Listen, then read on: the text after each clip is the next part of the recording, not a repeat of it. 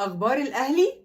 انا اقول لك هنبدا بفزوره. لاعب هيجي الاهلي ان شاء الله في صفقه انتقال حر، وعقده هيبقى ان شاء الله لمده 5 سنين، ومكانه جناح شمال مكان علي معلول. ها، عرفت حل الفزوره؟ اللي عارف حل الفزوره يكتب لنا في الكومنتات. نيجي بقى الماتش الاهلي في كاس العالم للانديه. من اول ما نزلت التذاكر وكان فيه هجوم عليها لدرجه انه كان في الويت 1,500,000، وموقع حجز التذاكر نفسه وقع. ودي اول مرة تحصل في الفيفا ان هو يبقى فيه انتظار للدرجة دي. ها، صدقتوا ان شعب الاهلي مش مجرد جمهور الاهلي؟ وعايزه اتكلم شوية عن نادي اتحاد جدة. في ايه؟ ها، لا في ايه بجد؟ كل كلامكم على ماتش الاهلي ومش بتتكلموا خالص عن ماتش اوكلاند سيتي. انتوا خلاص اعتبرتوا نفسكم كسبتوا اوكلاند خلاص وهتلعبوا الاهلي. طب ركزوا في الماتش ده لحسن تخسروا في الاخر يطلع شكلكم وحش قوي قدامنا. وبعدين كل النجوم اللي عندكم دول كمان خايفين من الاهلي.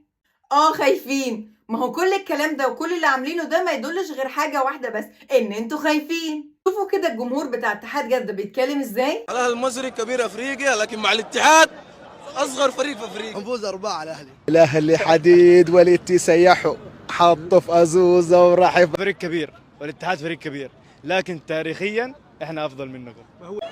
الاتحاد كعبه اعلى من النادي الاهلي. واللي بيتكلم بيقول تاريخيا اتحاد جدة اتقل من الاهلي. نفسي اعرف بأمارة ايه.